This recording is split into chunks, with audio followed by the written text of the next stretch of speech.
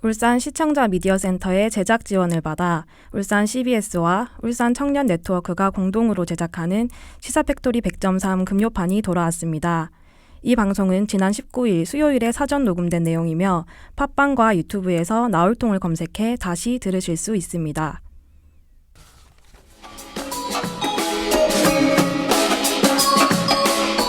청취자 여러분 안녕하십니까? 시사팩토리 100.3 금요판과 팟캐스트 나올통 진행을 맡은 조강래입니다. 바로 어제였죠. 파업에 돌입한 의협의 요구사항 어떻게 봐야 할까라는 주제로 대한의사협회 입장 들어봤는데요. 요약해보면 정부의 4대 의료정책에 반대한다 정도가 될 것 같습니다. 네, 의무총리 엄혜빈입니다. 이 의료정책을 놓고 대한의사협회와 대한한의사협회 입장이 엇갈리고 있습니다. 어제 방송 내용과 같이 대한의사협회는 한방협약급여화, 비대면 진료 도입을 반대하고 있는데요. 이 내용들을 대한한의사협회 주장과 상반됩니다. 그 근거를 들어보면 의협의사들이 한의학을 인정하지 않고 한의사를 의료 파트너로 인정하지 않는 것 같습니다. 이동훈 변호사입니다. 지난 2월 대구 지역 중심으로 코로나19 집단 감염이 발생했죠. 방역당국은 의료 인력난으로 코로나19 진단 및 치료봉사 인력을 모집했는데 그 과정에서 보건복지부는 한의사들은 대상이 아니다 라며 한의사들을 배제한 바 있습니다. 울산 청년네트워크 회장 이승호입니다. 몇 년 전부터 논의되고 있는 한의학과 양의학의 의료 일원화. 지난 3일 대한의사협회의 최혁형 회장은 유튜브를 통해 의료 일원화에 대한 구체적인 방안을 제시했는데요. 하지만 대한의사협회 성종호 정책이사는 의료 일원화에 대해 한의학은 과학이 아니다. 의학적으로 검증된 부분만 흡수하면 된다. 냉담한 반응을 보였습니다. 안녕하세요. 완벽 정치설가 이태인입니다.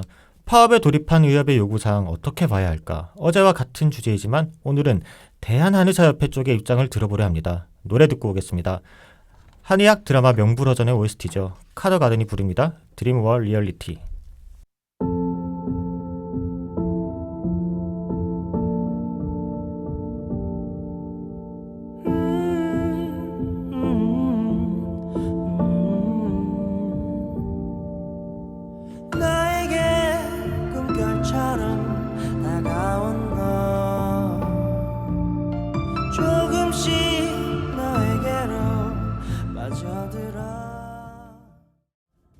바로 어제였죠. 파업에 돌입한 의협, 요구사항은 어떻게 봐야 할까라는 주제로 울산 의사회 회원과 파워 인터뷰 진행했습니다.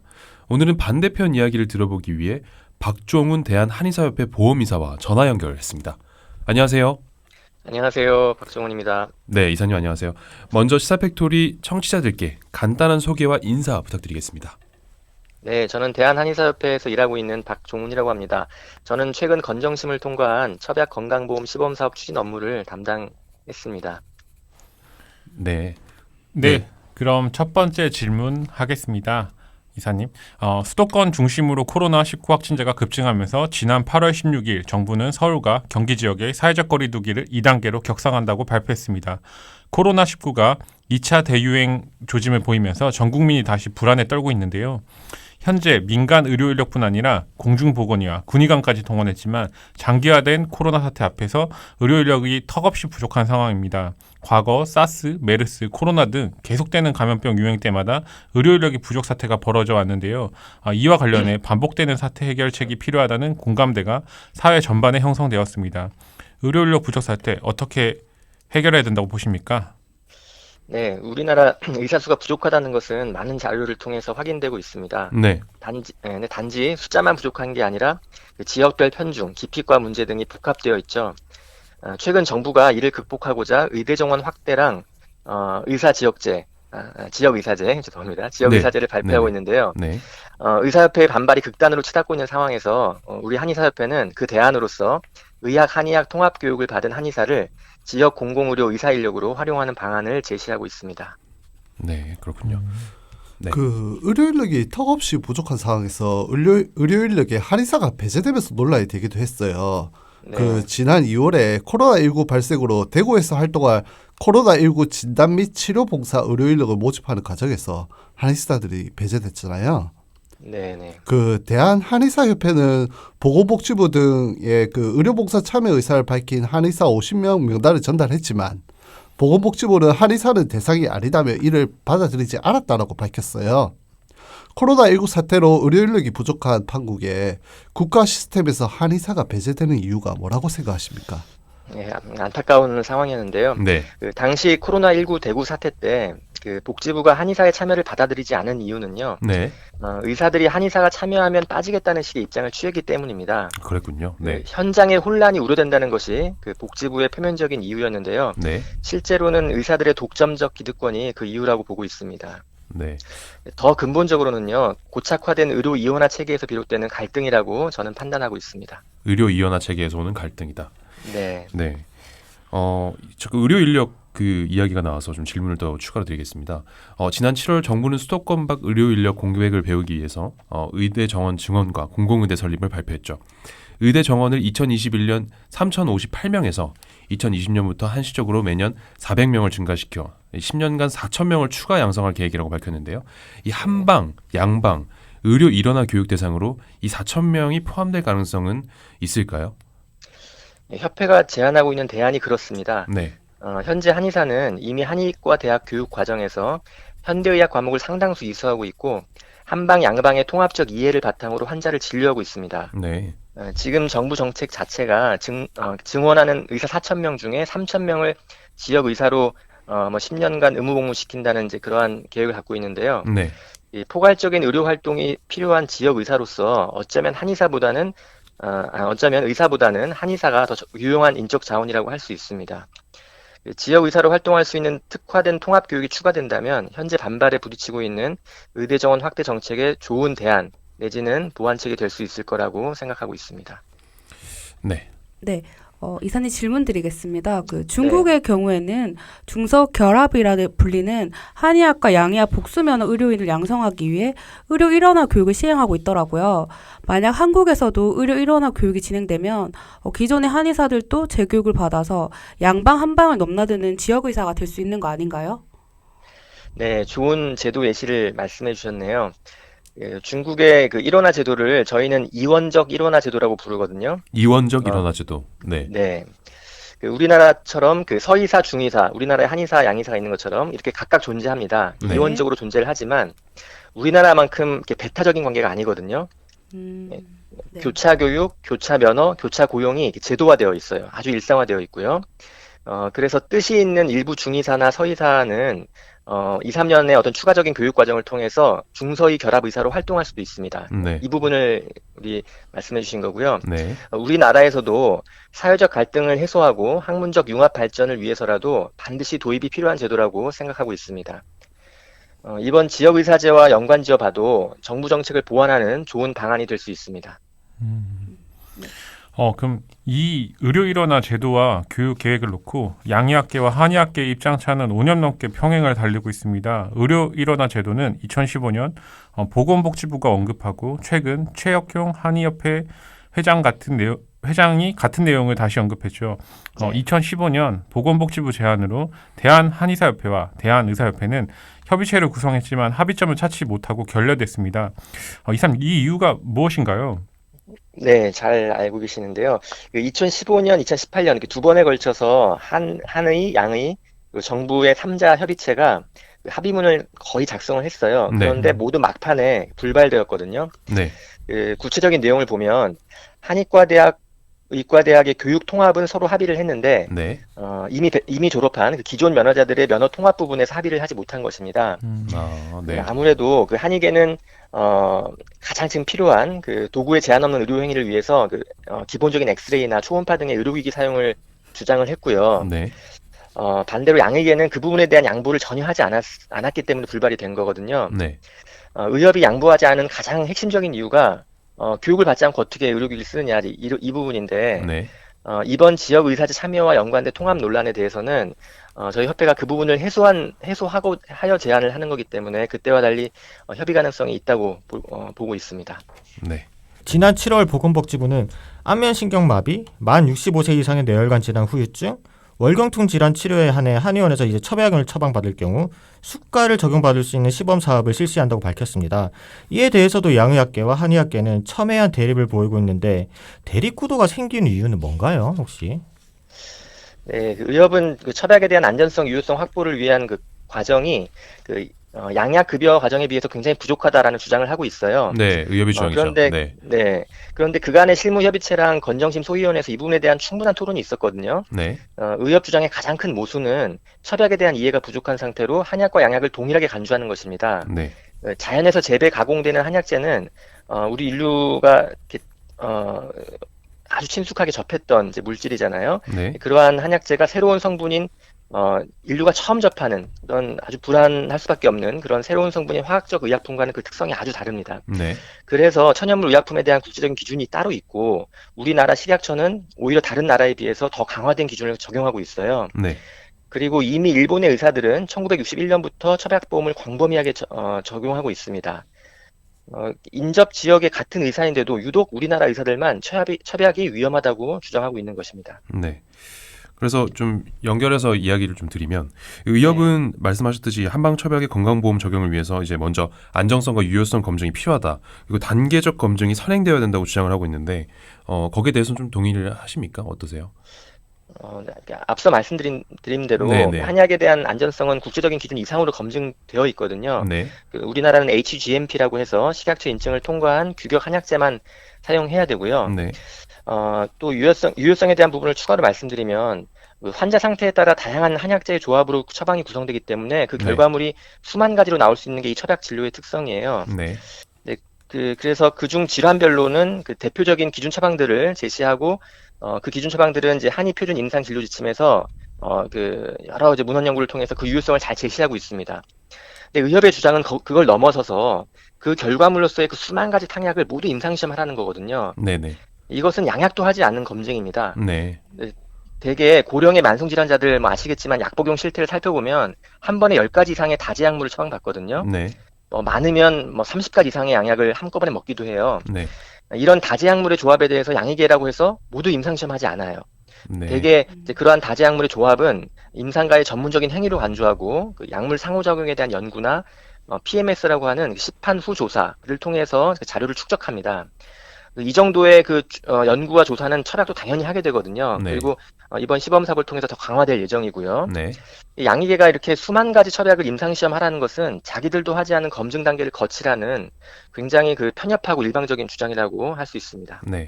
이렇듯 그 양의사들이 한약을 믿지 못하고 이 한의사와 그다음에 한약사를 의료 파트너로 인정하지 못하는 것 같습니다. 네. 근본적으로 좀 이런 불신하는 태도를 취하는 이유가 어디에 있다고 보십니까? 네, 그 질문에 대한 답도 고착화된 의료 이원화 제도와 네. 이렇게 좀 연관지어 말씀을 드리고 싶고요. 네, 이 건강보험 재정이라는 파일을 네. 의사랑 한의사가 서로 이렇게 다투어 나눠 가지려는 그런 경쟁 구도가 발생할 수밖에 없는 구조거든요. 네, 그러다 보니까 서로의 어떤 좋은 점이나 보완점을 찾기보다는 자꾸 네거티브한 주장을 하게 되고, 네, 네, 서로의 영역을 침범하는 걸 싫어하는 이제 그러한 아주 뿌리 깊은 갈등이 생겨나는 원인이 아닐까 이렇게 생각을 하고 있습니다. 네, 네, 이사님. 그 건강보험 파이 얘기해 주셨는데 그 네. 건강보험 보장률에 대해서도 궁금한 게 있어요. 그 네. 환자들은 병원에서 치료를 받으며 건강보험의 보장을 받죠. 네. 그런데 이 건강보험 보장률이 양의학과 한의학의 차이가 있습니다. 전체 건강보험 보장률이 63.8%에 비해 한방병원과 한의원에서의 건강보험 보장률은 각각 34.9%, 52.7%로 현저히 낮은 수치예요. 양의학 건강보험 보장률 대비해서 한의학 건강보험 보장률이 왜 이렇게 낮은지 그 이유가 무엇인가요? 네, 아까도 말씀드렸듯이 이제 같은 환자군을 대상으로 의사, 한의사가 서로 다투어 가져가려는 어떤 경쟁 구도가 발생하는 거거든요. 결국 어떤 배타적인 면허 범위를 설정해 놓고 고착화된 의료 이원화 제도에서 기인한 문제라고 봐야 되고요. 네, 그리고 어떤 대립 구도가 굉장히 기울어져 있죠. 독점적인 기득권을 가진 양의계가 한의학 치료의 건강보험 진입을 강하게 막으려 하는 그 결과라고 보시면 됩니다. 결과라고 할 수가 있습니다. 네, 최근에 추나요법이나 첩약 건강보험 과정에서도 극렬하게 양의계는 반발을 했거든요. 네. 그러한 상황을 보더라도 이해하실 수 있을 것 같습니다. 네. 이 한약의 건강보험 보장률이 낮은 것에 대해서는 이 환자 입장에서는 보편적인 의료 혜택을 제공받을 이 기회를 박탈당한다는 느낌을 지울 수가 없을 것 같은데요. 이에 대해서는 또 어떻게 생각하시나요?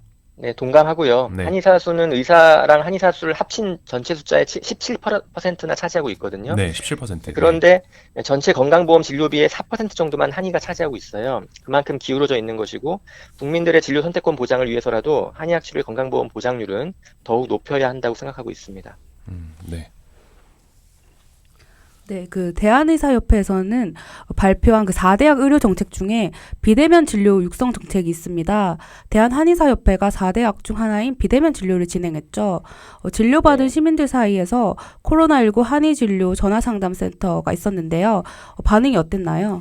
저희 청취자들께 그 전화상담센터에 그 어떻게 운영됐는지 한번 좀 설명 좀 해주시겠습니까? 네. 격리랑 입원 조치만 받고 있는 상태에서 의사 수가 부족하고 또 검증된 치료가 없기 때문에 아무 치료를 받지 못하는 경우가 많았거든요. 네. 그런 환자들한테 이제 한의사의 비대면 진료가 큰 호응을 받을 수밖에 없었습니다. 네. 주기적인 경과 관찰을 해드리고 상담을 하는 것만으로도 환자들은 크게 도움을 받았고요. 네. 다양한 한약 치료를 통해서 급성기 호흡기 증상을 효과적으로 조절할 수 있었습니다. 네. 코로나19 한의진료 전화상담센터를 운영하면서 3가지 주목했던 점이 있는데요. 네. 첫째는 그 센터가 설치된 대구뿐만 아니라 경상북도의 영천, 구미, 김천, 안동 등 다양한 지역에서 치료가 가능했던 점입니다. 네. 둘째로 환자가 자택에 있던 생활치료센터에 있던 입원해 있던 치료 위치가 자꾸 변하잖아요. 그렇죠. 과정에 따라. 네. 그럼에도 불구하고 지속적인 진료가 가능했다는 장점이 있었고요. 네. 세 번째로는 자가 격리 중인 위중한 환자를 가려내어 그 상급병원으로 보내는 역할도 했었습니다. 네. 저는 이 세 번째가 중요하다고 보는데요. 그 팬데믹 상황에서의 의료 공백을 비대면 진료가 보완할 수 있다는 것을 시사하는 점이라고 말할 수 있습니다. 네. 그 비대면 진료 다른 표현으로는 원격 진료라고 하기도 하는데 코로나19 상황이 꼭 아니더라도 앞으로 계속 필요하다고 보시나요? 네, 그렇습니다. 이게 특히 만성 질환자들에게 더욱 필요하다고 보는데요. 네. 대개 의료인들이 원격 진료를 말하면 대형 자본 쏠림을 가장 우려하잖아요. 저는 그 부분을 통제하면서 그 만성 질환자의 1차 의료에 국한하여 진행하는 것이 좋다고 생각합니다. 네. 대면 진료를 기본으로 하되 부족한 부분을 보완하는 식의 그 비대면 진료는 단점보다는 장점이 훨씬 크다고 생각하고 있습니다. 네.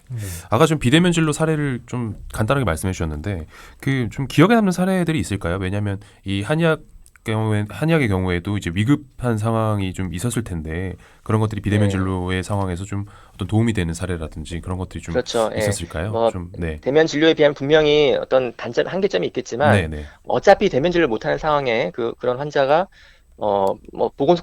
진료소까지 찾아가서 이게 내가 지금 약간 증상이 좀 있는 것 같은데 좀 네. 어떠냐라고 했을 때 굉장히 우왕좌왕하고 그 보건소의 어떤 의료진도 정확하게 해치를 못하는 상황에서 네. 오히려 전화로 면밀하게 통화를 하면서 한의사들이 이 부분은 그 위중한 사인이다라고 판단을 해서 그 구급차를 불러서까지 그 상급병원으로 이렇게 보내드린 이제 사례가 있었거든요. 네. 그런 것만 보더라도 어떤 의료 공백을 그 비대면 진료가 보완하는 좋은 사례라고 말할 수가 네. 있습니다. 개인적으로 박정훈 이사님께서 좀 운영하면서 이렇게 좀 운영하는 걸 보면서 좀 개인적으로 네. 좀 뿌듯했다, 좀 미담이다 이런 사례들이 좀 있을까요?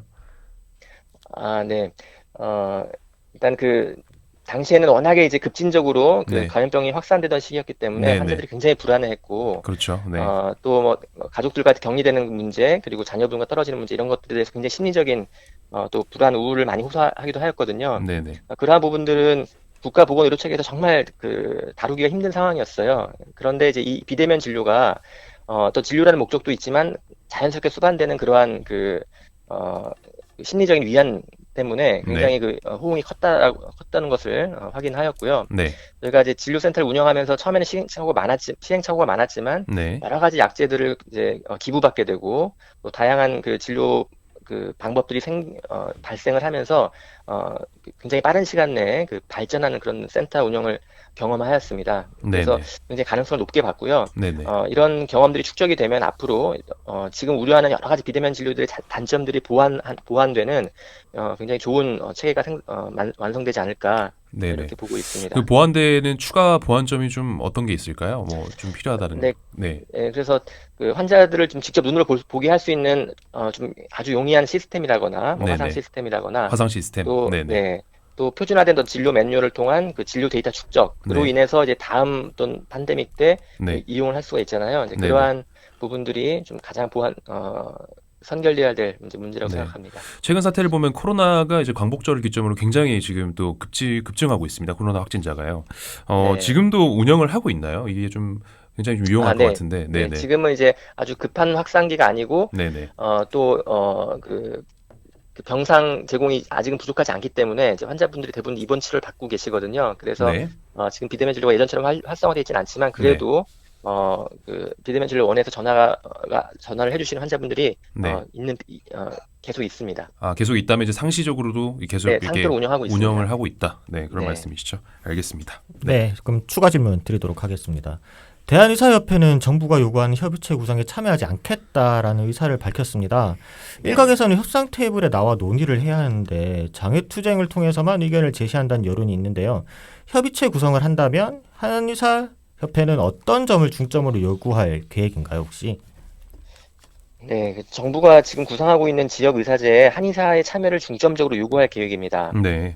면허 범위의 문제로 제한이 된다면 네. 한의학 의학 통합 교육이 가능한 그 한의대 특별 전형을 통해서 한의사의 지역 의사제에 참여를 제한할 것입니다. 네. 의사들은 저렇게 안 하겠다고 하는데 한의사들이 참여한다고 하면 가능성이 좀 높지 않을까 이렇게 보고 있습니다. 한의사 쪽에서는 조금 네. 그 정부에 협조를 해서 협의체 구성에 좀 그런 요구도 그렇죠. 하고 네, 진행을 하겠다는 네. 말씀이시죠? 네. 네.